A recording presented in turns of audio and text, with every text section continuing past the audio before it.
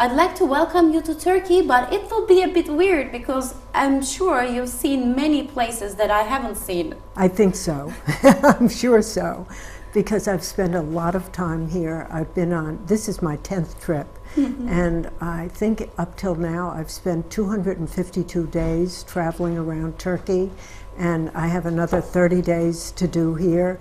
So I'm guessing I've seen more than you have. Definitely, definitely. And you've seen very interesting places. I mean, we might have seen some places, Right. like very popular ones, Right. but you've been to very, like the deep of Turkey. Right. Well, the thing that I love is to find unusual places that tourists don't go. I know that everybody loves Cappadocia, and Safranbolu is a UNESCO site, and people go there. What I'm looking for is the offbeat and the unusual. And I'm looking for the houses that people don't get into, because who goes into people's houses? No, nobody does. I went to a library here that has architecture to see what has been done before. And there was one 3-volume that was taken, I think, in the beginning of the 20th century. They're all exteriors, not interiors. Or if you see books on the interiors of Turkey, they're generally the modern, that have been designed for today, where you take an old house and you put in modern things, but not the houses that are traditional. And that's what touches my soul. Yeah, how did you come up with this idea? I mean, what made you, get on the road, like going into people's houses? I've been doing it for 60 years. And when I was very young, my mother took me on house tours in New York. And through the Museum of Modern Art, in the springtime, they opened up the great homes of New York. They'd never do that today because they don't risk, people coming into your house. So my mother's passion for houses stayed with me. And so that whenever I traveled, if I was with a group and they gave you a day off, I would go and find somebody to take me to see houses. If I couldn't get in, I would say I would take a taxi and I would drive around and look at, these wonderful houses. And then, when you go to places like India, I would walk down alleyways, and if somebody was standing in a door, I would go like this and get in. Can I get in? Yeah, and people looked at me and they feel I'm harmless, and they'd let me in and I'd photograph their homes. Yeah. And what was the reaction when you get in? They were very happy. They, they wanted pictures of themselves, which I did for them, but what I learned it was a major problem, because a lot of these people didn't have real addresses, and I had to send them over, and it was very costly. So after a while I said, I can't do that. But what has happened is I went to England for about, I don't know, probably 20 or 30 years, and I would come home and I would say, I was in a foul temper. I'd say, this is terrible. I went all the way across the ocean to see houses, and I'm not seeing houses that I want to see. So after a while I said, well, I can't create the houses. They are what they are. Yeah. And what I realized is there's beauty in a lot of things, and that doesn't have to be beautifully designed. And I remember one home that was in, I think it was in Ireland. The colors were terrible. It was a terrible brown and a pistachio and mauve. And I thought, this is the worst thing that I have ever seen. And then I realized, what imagination. And gradually I began to look at things for not what I wanted them to be, but what they really were. And the turning point for me was actually in 1997. I went to India, and I went to see Tibetan monasteries and I guess Tibetan monasteries way up in the Himalayas. And I got very ill. I got dysentery. Oh. So I was brought down, and the doctor said, met me in Shimla, and he said, are you going to go to bed, or are you going to go home? And I said, neither. I am going to hire a car and a driver, and I'm going to go see houses. That would be a bit surprising for the doctor. I think he was shocked. But I figured, listen, it's, you know, a chance of a lifetime. I'm alone, and I want to see what I really had wanted to see was the houses in Rajasthan. So I gave the travel agent short notice. He had 3 days to set it up for me. The only problem was it was 104 degrees. And I said, you know what? I don't care, because I'm getting to do what I want to do. And I had a guide who happened to have worked with a photographer from France who went to see these Havelis. And I think there were 2,300 Havelis. And he, over a period of years, had gotten into all of them. And he had also gotten in touch with the families in New Delhi. A lot of them lived there. So he took me into the great ones, and that was exciting. And I started photographing again. And that really was the turning point for me. I mean, when I looked at your photos, I felt like sincerity. I think that was the change of your perception. I mean, absolutely. They were as they were there. Absolutely. You know, like now, when I go into a house and the pillows are in disarray and the curtains aren't right, and the owner comes over and starts to fix the pillows, I say, don't touch. And my guide said to me, don't yell at them. But I'm so afraid that they're going to change it because... Yeah, because, you know, whenever someone comes into our house, we just directly try to try to, you know, make them tidy. Right. And I think that what I want out of my pictures is that when you look at it, you're seeing what I saw. You're seeing it in the time of the day. You're seeing it how it was arranged. You're having a sense of how people live there. And that's really what I'm aiming for. I mean, they're really amazing. Thank you. I couldn't stop looking at them. And 60 countries. Yes. I know it's a lot. Right. But can you, like, tell me which ones were they? Well, I can give you, first of all, these last years, I've only gone to Turkey. This is my 10th trip.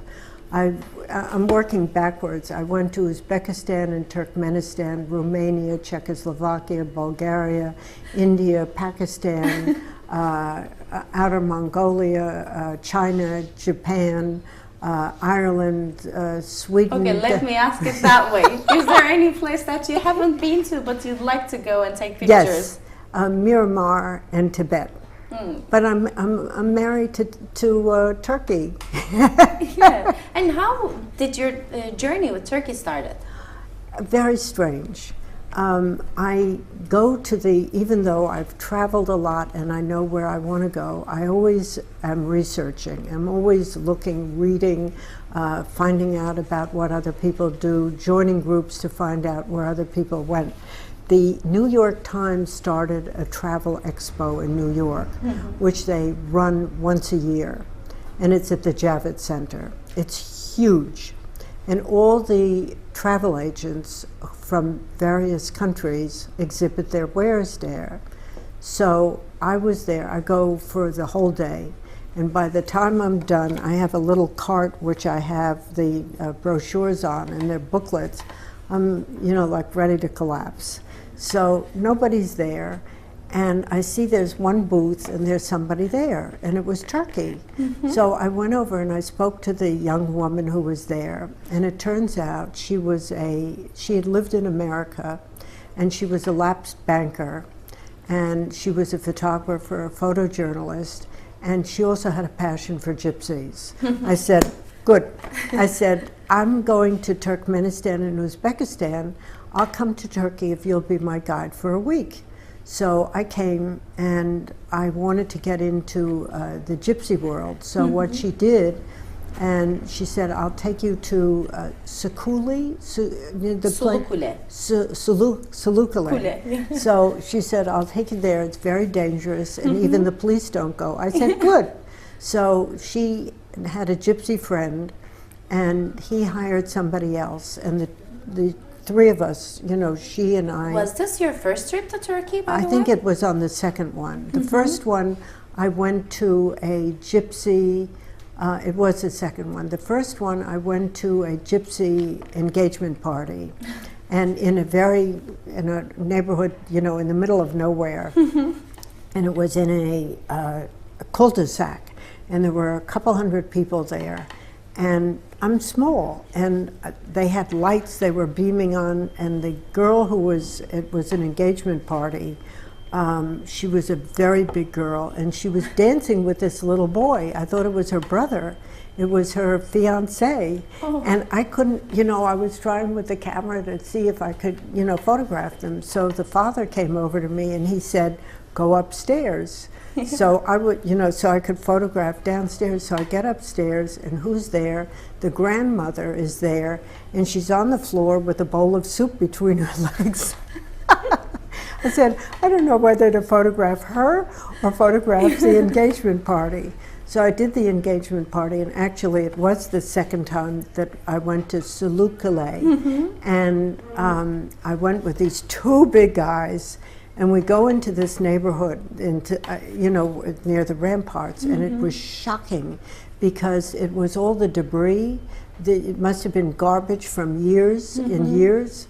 And the buildings were not only deteriorated, but they were, you know, shells of buildings. Yeah. And it was very shocking, and it was very upsetting for me. So instead of taking lots of pictures, you know, because I felt such sympathy for people living like that, so I limited my pictures.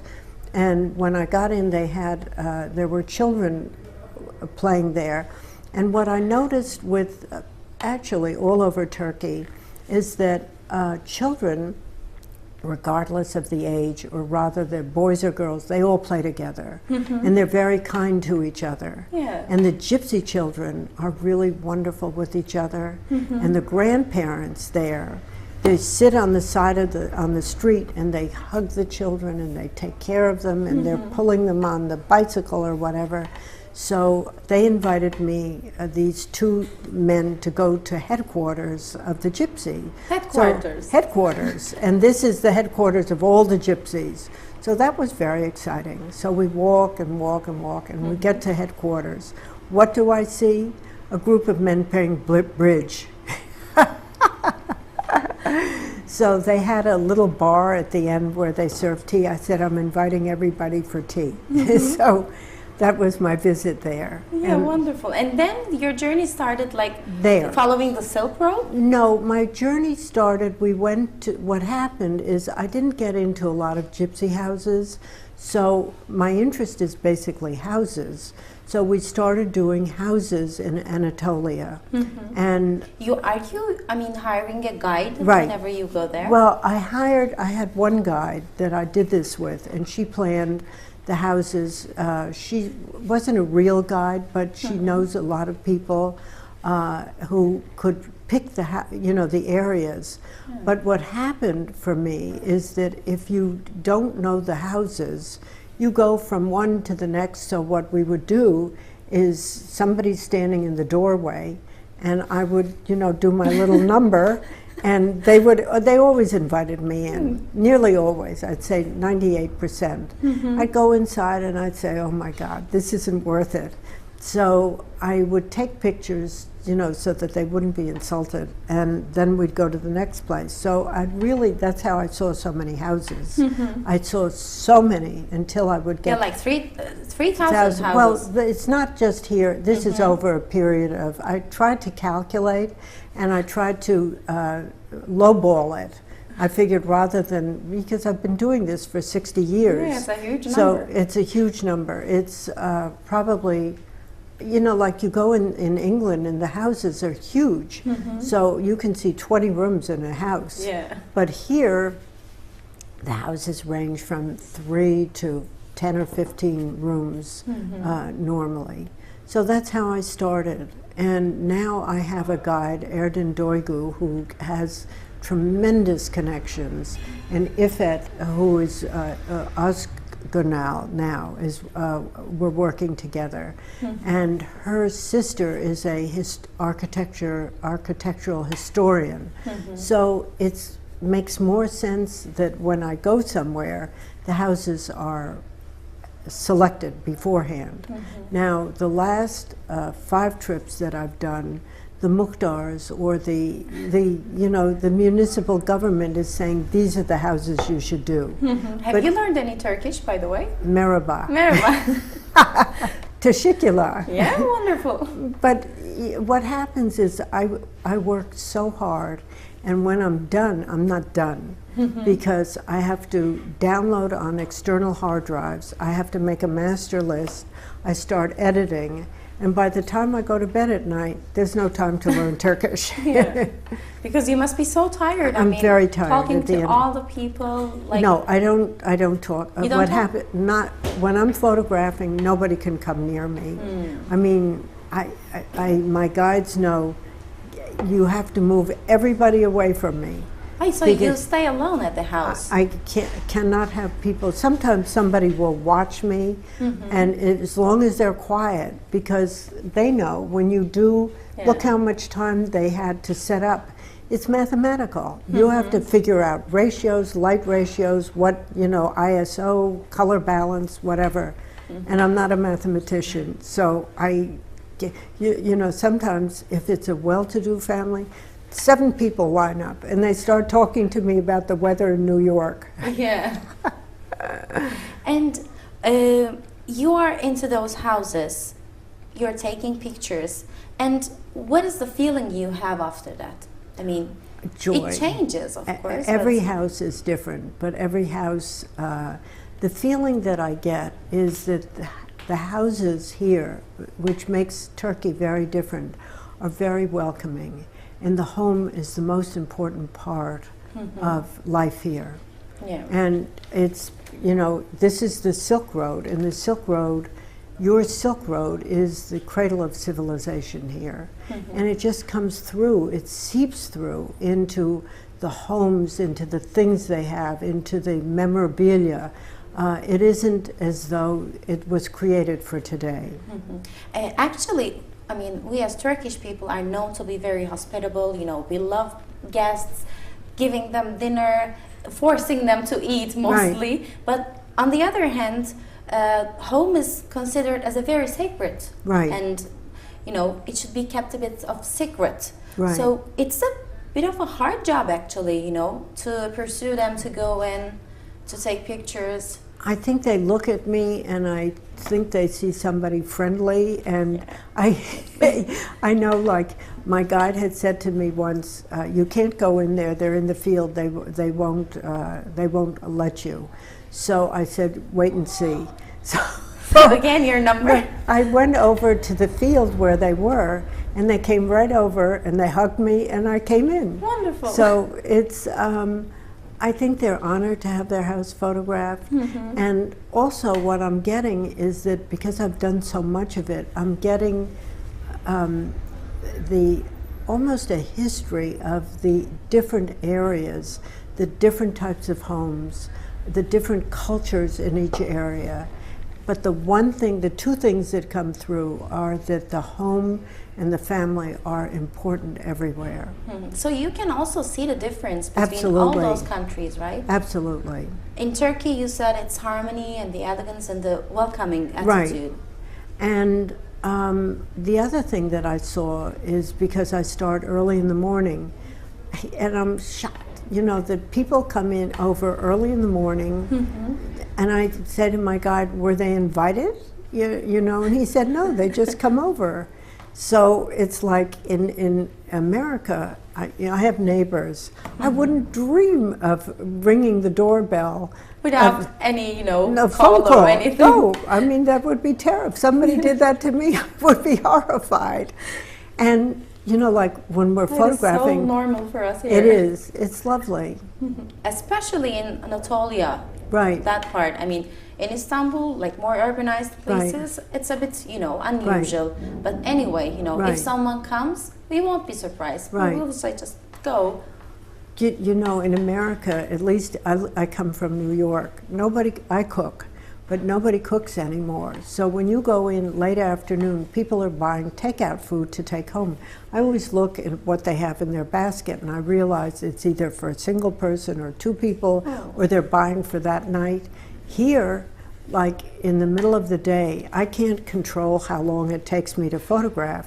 So if we're there, let's say at lunchtime, they invited us for a full meal. Yeah. And you sit down and you start with soup, and there's, you know, like, can be a beans and rice and salad and desserts and after that, tea? yes, Yeah. absolutely. And what do you think about the food here?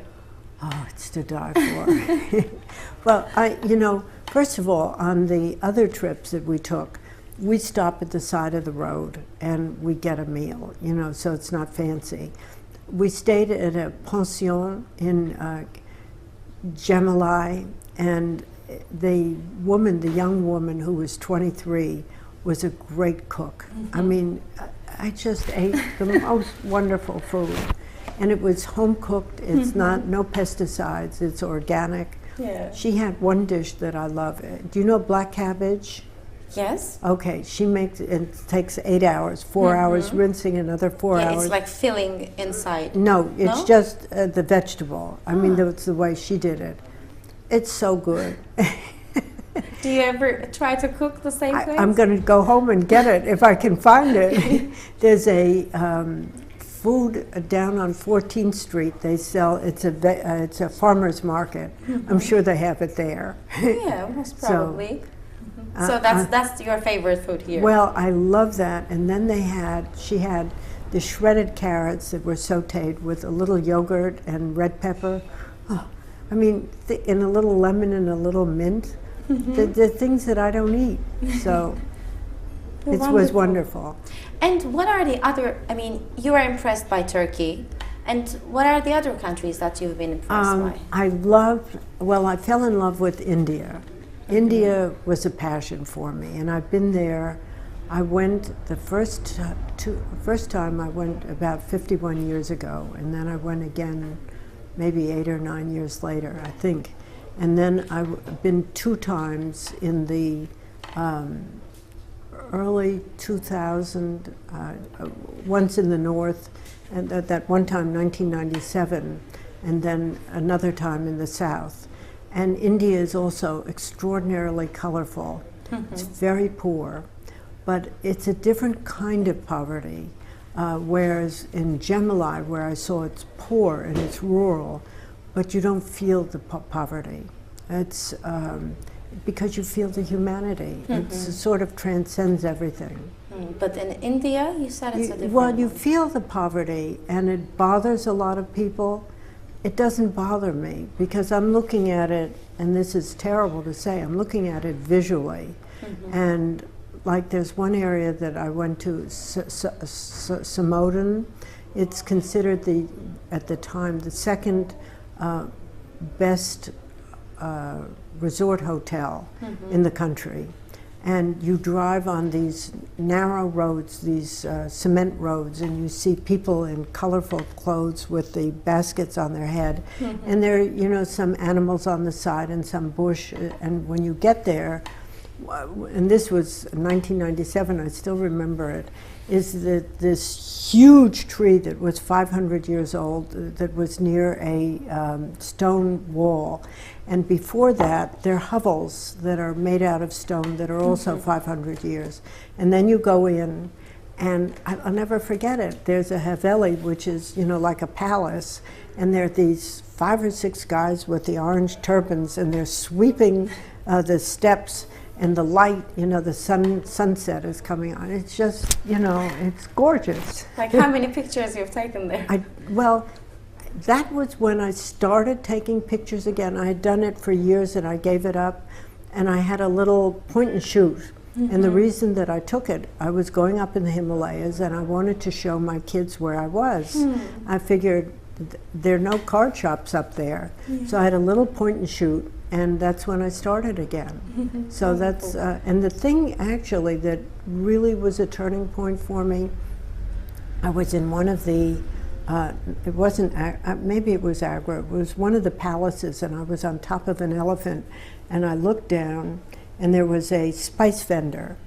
And the spice vendor had organized all the spices by layers and colors. And he had bags of white whatever it was, and they were twisted, and they made a design going up a stick. And I thought, I can't believe this. I said, I'm looking down. I got a picture of it because that was a high moment for me, of such great beauty and design. I said, that does it. And I realized beauty is everywhere. You had one food experience I think in Urfa, with your feet in the water. Was it in Urfa? Tell me what it was. You were like sitting in a place, a very hot place, but your feet, I mean, there were tables in the water. Oh! Yeah, I was wondering how you felt there. Oh. It was 107 degrees, and we went up this is an area where there are all caves. And we went around and we looked at some of the architectural sites, and you know, you can drag yourself around in the heat. And when you eat, you don't want to eat in the sun. And we had gone also up in the caves. There was one man who lived in the caves way up. And let me tell you this story before I tell you about eating. So we drive up, and I wanted to go see, there's one man living there. And the guy who manages the caves was going off to America. He was waiting for a taxi. So my guide said to me, I said, I want to see this man who lives up in the caves. He said, you can't ask him, he's going to America. So I said, why can't I ask him? The worst that can happen is he'll say no. Yeah. So he was thrilled that I asked. So he got somebody to take us up there. And when we went up, you have to climb. You really climb on rocks. And he's living there. He's living there. He's the only one that's living in the caves. And you go up the rocks, and there was a bed perched on a big rock. And it was like, really? Compared to New York? Right, yeah. Different. And then you climb up more, and as you go up, you see these opening of caves. One was, you know, you have the bread that's the crepe, the crepe. Yeah. It's a whole stack of them, and there were birds in there. He eats the birds and he eats the crepe.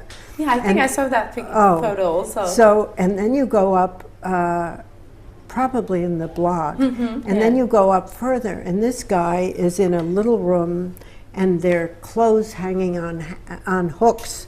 And I always bring a pair of socks to, you know, so that when I go into wherever it is, because one place I went into, I was so excited to go, and I didn't realize there was a goat there, and I made a big mistake. So now I go with, you know, make sure I have socks. So I looked in this guy's house. I said, I think I'm not going in there. So I sort of turned around the corner and photographed the guy, and he's not a hermit, but he is a hermit. And he was sitting there with a clicker watching television. And it was an interesting experience. Yeah, definitely. So then we went, and now I'm going to answer your question. So then we went down and we were ready for lunch. Where do you go for lunch that isn't hot? So they had this famous lunch place with a awning over it. And I look, I said, you know, you have to take your shoes off to go have lunch in the water? So there were tables, right? Yeah, the tables and the chairs were there. So I'm sitting down, and all of a sudden I feel something's on my foot. It was a fish, and I let out a yelp. And everybody turned around and looked at me. But they're so used to it, They're right? used to it. Fish are coming here. So it was wonderful. Yeah, but you're having really amazing experiences. I do, absolutely. And do you have those wonderful books? Right. Like you have, how many books do you have? Well, I have, can I show you this book? Sure, please. This is my latest one. And let me show you. Gösterelim. Can I say it's also on Amazon? Sure. Okay, it's on Amazon. And if you want to look at, because these are all the places that I've been, and they're both portraits and scenery and I mean, from very different parts of Turkey. Totally and different. The world. Yeah. And those pictures, the lights, the sincerity, the originality of them are really, you know, I can feel it. You do. I'm so happy. Thank you so much for being here. It was a real pleasure for me. Thank you. And what is your next plan now? Where are you going? I'm going to Amasya and I'm going to Bursa. I've been to these places, but I'm going with Ifit. Ifit has arranged for me, and her sister is a architectural, as I mentioned, historian. So they're picking houses. So hopefully, if they aren't right, I've learned there's always another house. Thank you so much for being here. It was a real honor for me to host you. Thank I you. hope we will meet again. I hope so. Thank you so much.